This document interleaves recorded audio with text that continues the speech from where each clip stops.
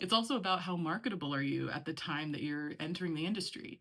I've had agents tell me that they just had too many people on their roster that looked just like me, so it was just not going to work out for me that time. I've been a nanny, I've been a receptionist, I've sold candy, I've sold mattresses, I've been a real estate agent, I've been a copywriter, I've done every day job that you can imagine. And I know what you're probably thinking.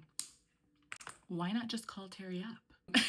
The answer to that is pretty complicated. And to be honest, it's part of the reason I wrote my own work is because I would like to share my story in my own words and in my own way, and that is through my art.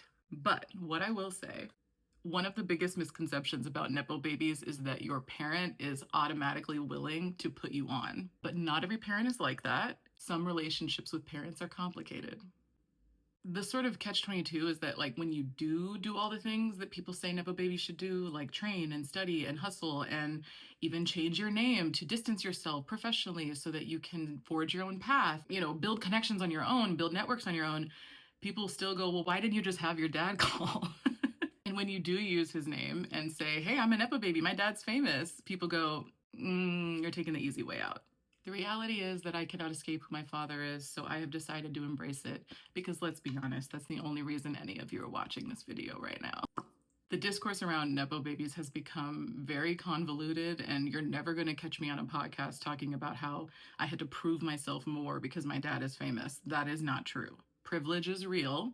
It's also not a guarantee. So yeah, maybe it's corny to call myself a Nepo baby, but I am also a Black queer woman in entertainment, and I'm gonna use every fucking privilege that I have. I think my experience growing up in this industry and seeing that connections and networking is so much of what it's about.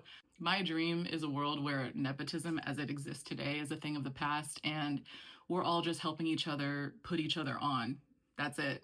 I am much more than Terry Crews's daughter. I'm a former Christian purity princess turned spiritual lesbian. I am a Black queer woman. I'm passionate about social justice. I'm passionate about my art. I'm a lover. I'm a sister. I'm a daughter. I'm a friend.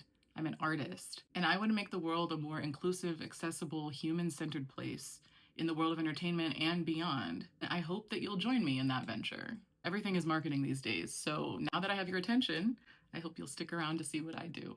And if not, that's fine. I'm sure the algorithm will send you something much spicier in 3, 2, 1.